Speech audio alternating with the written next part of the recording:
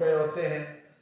اور ارد گرد دیکھتے ہیں بھی کس نے نہیں چوما، اس کو بڑی تنقیدی نگاہوں سے دیکھتے ہیں۔ حضور صلی اللہ علیہ وسلم کا تو حکم ہے کہ جب میرا نامی اس میں گرامی آئے تو مجھ پر ضرور بھیجو، اور ضرور بندہ کب بھیجے گا جب ذکر کرے گا، اور وہ Like, subscribe and press the bell icon for new updates.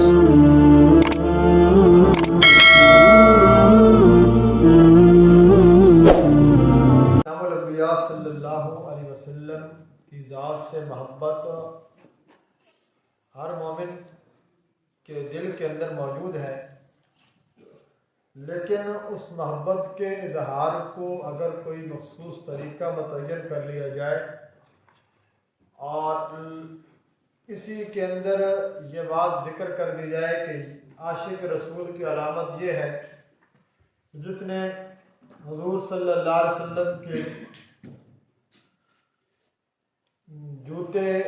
اور آپ صلی اللہ علیہ وسلم کے نالین کی تصویر لگائی تو وہ تو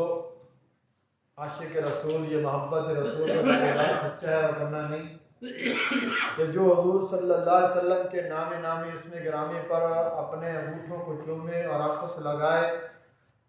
اور جو نہ لگائے تو اس کو یہ ڈکلیئر کر دیا جاتا ہے بھائی اس کو تو حضور سے محبت ہی نہیں ہے، حالانکہ یہ کوئی معیار نہیں ہے، یہ تو وہ کام ہے جو نعوذ باللہ کسی ایک صحابی سے بھی ثابت نہیں۔ تو اب کیا صحابہ کرام رضوان اللہ تعالی علیہم اجمعین کے بارے میں یہ کہہ دیا جائے کہ انہیں حضور سے محبت نہیں تھی؟ حالانکہ ایسی کوئی بات نہیں اور اس کا کچھ حقیقت سے تعلق نہیں۔ کئی دفعہ دیکھا ہے لوگ جب وہ اپنے انگوٹھوں کو چوم رہے ہوتے ہیں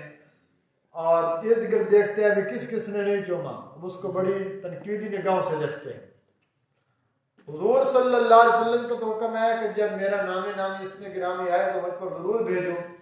اور ضرور بندہ کب بھیجے گا جب ذکر کرے گا، اور وہ اصل چیز ہے کہ جب آپ کا نام آئے تو صلی اللہ علیہ وسلم پڑھے،